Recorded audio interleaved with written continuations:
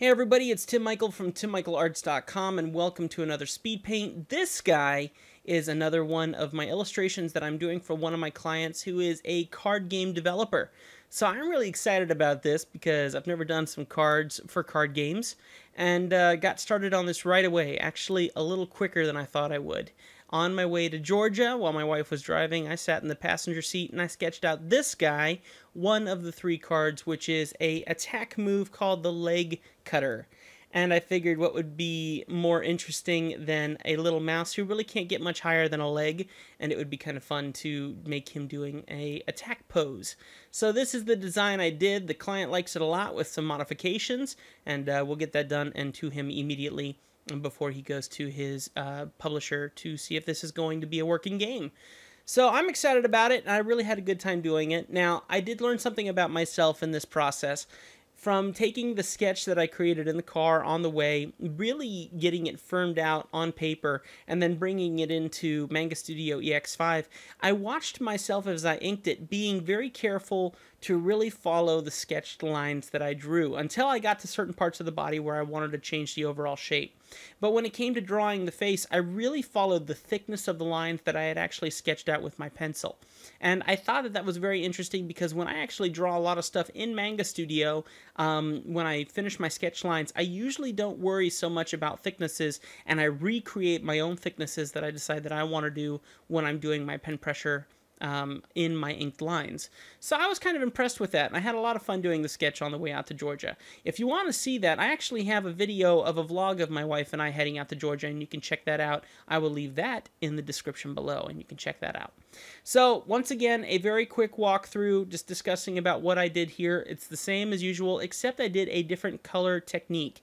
I'm not going to take the blame for this. I'm actually going to give credit to Aaron Blaze. He just put out another video recently where you can check them out. Aaron's Art Tips, and he does some very cool stuff. I will put that video in the description below as well, where you can see his coloring technique for shading. And I'm going to do that same video here, basically, showing that same shading technique, not as well as he did, obviously, but showing you how it looks with my artwork, basically. I do think that this is a really great technique, though, if you find yourself having to do several versions of the same piece for a client, because I started the first piece, which was this Mouseketeer looking kind of character with a cape and some different shoulder pads and things like that. And when I finished it and sent it to him, he liked it, but he didn't like the Mouseketeer look, really. And so that's when I did this version, which is a bit more of a gladiator with humongous muscles and things like that. And you'll see that as we get to the finish. And I sent that to him, and he goes, still not feeling the clothing kind of style. He told me what he needed, and now we're going to go back in and make even more changes to send back to him so he can have that finished piece. I think, though, that the way that I drew this and the way that I pre-prepared it really will help in the final version. And the thing that's really cool is that when you think about shading a character and making it 3D, you think about a lot of colors, and you think about a lot of time that's going to go into it. And you're going to think about a lot of guessing games that you're going to play with yourself. And when it comes down to it, it would be very easy. It would be super easy if it only took two colors, a shadow and a highlight, and you could go in and just shade it in. Well, there's a way to do that. And Aaron Blaze showed that, and I'm going to show that to you here as well. So as I get this guy finished in his inking, let me go ahead and tell you guys basically what's going to happen. I'm going to make 2 layers over everything. Like I usually do, I'm going to make all of my different layers with all of my different colors. If you want to learn more about that, go watch all of my other videos, because I've done this in every single video. It's something I constantly say. I'm sure all of my usual YouTubers who watch this understand it and are completely bored of it. Basically, I take every color, put them in their own layer, and then set their transparency locks. If you want to learn more, go check out the other videos. And then what I did was I made 2 layers over top of all the other layers. And I grabbed all of the other layers and I selected them. So it put the little, walking ants around them. And then what I did was made that a mask. I had 1 mask layer, and then I erased everything from that mask layer. So all the different colors and everything, kept all the colors on their own layers outside of that. And then from there, I made a duplicate of that layer. 1 layer, I changed its layer attribute to be multiply. And the other layer, I changed its layer attribute to be overlay. Now, if you're curious what that is, you can take a look at the top right side of the screen, just above the layers, and there's a little box there, and that box says normal. If you click on that, it brings down a drop-down menu, and there's a whole bunch of different layer attributes, and that's what I call it. And those layer attributes can be changed to do a million different effects. This is not just in Manga Studio, it's in Photoshop, it's in every single drawing program that I know about, including ones on basic tablets for iPhone, iPad, and, you know, I have the Samsung Galaxy 10.1. So it's in every program, and it's able to be used every way. By the way, I'm starting that technique here. You can see that I've already made a layer. You can see it highlighted. It's set to multiply. By the way, when I look down here, it's because I'm looking at the screen as it's doing this recording. And you can see it's set to multiply, and it's set at 100% right now. But when I'm done putting in the dark tones, I'm going to drop that opacity down to give it that final shadow look. It's going to look awesome, I'll tell you what. And then I also use the Blender tool, which I think is one of the best in the industry, in Manga Studio EX5. And I'm pretty sure it's in Manga Studio, and I think they have a new one called Clip Studio or something like that. Just an amazing blending technique. And then you're going to see I'm going to drop that opacity here in just a second, and it's just going to look awesome. And then right now I'm going in with the highlight, doing the exact same thing, but instead of setting the layer attribute to multiply, this is where I set it to overlay. And having it set to overlay allows me to overlay over top artwork. So it's still going to read the color below, it's still going to show it below, but it's going to really basically add a saturation point to it, where the multiply will take the layer below and multiply on top of it to make it darker. So it's a really cool technique, and like I said, it only takes 2 colors. Now, for the shadows, I used a dark blue, a really dark blue with kind of a gray tone to it. We call those the cool tones. And then finally, for the highlight, I used a warm tone, which is, you know, more of a yellow or orange or whatever, or a more neutral tone that's going to bring that stuff out. And then finally, if I didn't like what I was doing, what I would do is I'd go into my other layers, which are the color layers, the flat layers that I created, and I would simply go to my hue and saturation, and I would change them to see about how they played with that multiply or that overlay layer. Worked awesome. And the nice thing is, when it comes down to it, when I go back to re-render the new character clothing style that I'm going to have to put on him, it's going to be really easy just to take 2 more masks and just either do it over or add to it. And I love that. So I'm totally okay with that. It was a wonderful technique to use. I hope that you guys have enjoyed watching it. And it's just a matter now of going in, making more layers of the same kind. I actually took the multiply layer and the overlay layer, and I multiplied them. I'll say duplicated them, because we were already using the word multiply. And I duplicated them so I could go in and I could change them up, where I could add darker shadows in certain places, and I could add like pinpoint highlighting like you'll see on the nose and on the eyes and around the face and stuff. You'll see that in a few seconds. But I wanted to make sure I had several different layers, and each one affects the one below it, so you got to make sure what you put on it.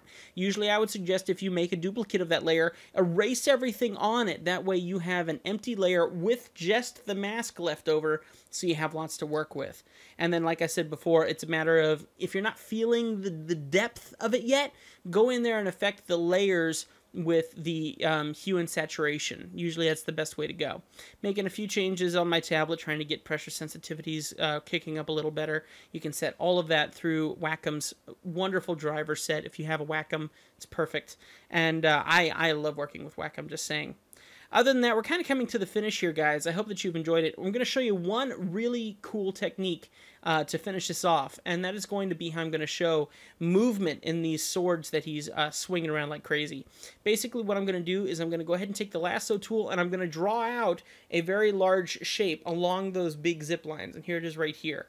And then what I'm going to do is I'm going to go ahead and color it in with a couple different layers, making it a really nice gradient from that orange to that yellow. I actually set it to a different layer attribute. I don't remember what I set it to, though. I think it was like an overlay. And then finally what I did was erased those movement lines, and then I grabbed my blender and I blended it into the background a little bit, just to give it a little bit of a feel. And I also blended it into the blade of the sword. Now, one important thing to remember with blending, if it is on the same layer as something else, it will blend the colors together. But if you actually have it set on its own layer, it's going to blend to white, okay? And that's kind of a cool feature that I like. It's going to blend to what I call the alpha channel, if you've ever worked in video editing. All right, so that's about it, guys. I hope that you've enjoyed that. If you have any questions, please go down to the comment box below and leave them there. And, of course, just let me know how you guys are doing. I love talking with you guys. I love answering your questions, so the comment box is there for you guys. Couple more things. I got my list right here, if I can read my stuff. First off, if you guys would consider... I could use some extra support. We've been trying to do a whole lot of things, getting new equipment like cameras, lights, recorders, microphones, just a million things to try to make these videos better, bigger and better. And what has been really extremely helpful and inspiring have been my patrons. I have a Patreon. It's called patreon.com/TimMichaelArts. You can find it in the description below. If you go down there, there are tons of great ways that you can support. If you go down there and take a look, you can... donate at the $1 level and get to see all my sketches that no one gets to see. And of course get all of my advanced tutorials completely free. If you donate at the $3 level, you can be a part of my live stream that happens once a month. This month it'll be on June 23rd. That's going to be a Tuesday, and we're going to do it in the evening, probably around 6 or 7 Eastern Standard Time, and it'll go for however long. And I'll let you guys know more details of that. If you are a patron already, please make sure to keep an eye on your email. I will let all of you guys know that. And of course, if you are a patron already, thank you. By the way, your name is right down here, and that is a way of saying thank you to you. If you have a website and I have not put that website next to your name and you would like it next to your name, please just let me know and I'll make an effort to do that. Okay, next on my list is reviews and vlogs. I've started something new, guys. If you go over to my secondary channel, Tim Michael Arts 2, also known as the Tim and Shay Chronicles, you can go there and see, of course, our video of us heading to Georgia. It's kind of a crazy video and a long one, but if you enjoy seeing behind the scenes and just what we're up to, that's a great place to go. And then also, I have great reviews on there. All of them are because we work with Amazon. So if you guys want to go take a look at that, that would be great. Head over there. I've got some cool shoulder mount reviews. You can see the video right down here or over somewhere on this video next to this of me and my face. And if you click on that, that'll take you to one of my reviews where I did a review on shoulder mounts. Going to have a whole bunch more reviews on there, and if you go into the descriptions of those, you can find the products on Amazon through those links, and if you purchase through those links, that goes to helping Tim Michael Arts to help us get even more and help us keep the lights on in this place and keep the website up and just be able to pay all the bills. So that would be super helpful. I'd greatly appreciate it. Also, let's see what else I got here. You can find me on Facebook, on Instagram, on Tumblr, on Twitter, all by looking up Tim Michael Arts on all of those. Okay, and then finally, you can take a look at my website, TimMichaelArts.com, where you can order a caricature, order an illustration, just get a hold of me and see my new blog that I'm starting up there. I'm going to be phasing out my Draw Too Much blog, and I'm going to be phasing in the blog from my main website, just so it helps kind of clean things up.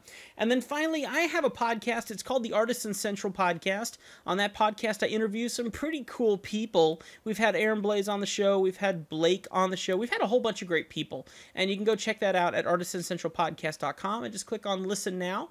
And I had so much fun doing these interviews, and we got another interview tomorrow, believe it or not, and looking forward to interviewing John Pinto, and we're going to have him on the show hopefully in the next Saturday or two. Other than that, guys, if you enjoy the behind the scenes like the vlogs, you can get the audio version where I just record whenever I want, however I want, and you can listen to that at the Artisan Central Podcast as well. It's called Behind the Easel. And it's just me talking about whatever I want to talk about. Very honest moments of me just driving down the road talking into my microphone or whatever. And just a lot of fun to chat with you guys. I call it my personal phone call with you guys. I talk about whatever's on my mind and on my heart and things I've talked about with my wife or how things are going with the business and stuff. It's a very honest time where I really get to chat with you guys in a very personal way. So I really enjoy that, and I appreciate you guys for being over there. Okay? All right, sorry to talk your ear off. God bless you guys. Thank you so much for watching. Finally, one last thing. If you've enjoyed this video, would you consider sharing it? It would mean a lot to me if you'd go ahead and put this on your social networks. Thank you so much if you have already done that, and if you haven't yet, please, pretty please, that'd be awesome. All right, I'll go ahead and leave you with a very quick Mickey Mouse impersonation. Oh boy, thank you so much. Have a good day. Bye-bye. And that'll do it. So if you have any comments, leave them in the comment box below, and we'll see you next time right here on TimMichaelArts.com. God bless you guys.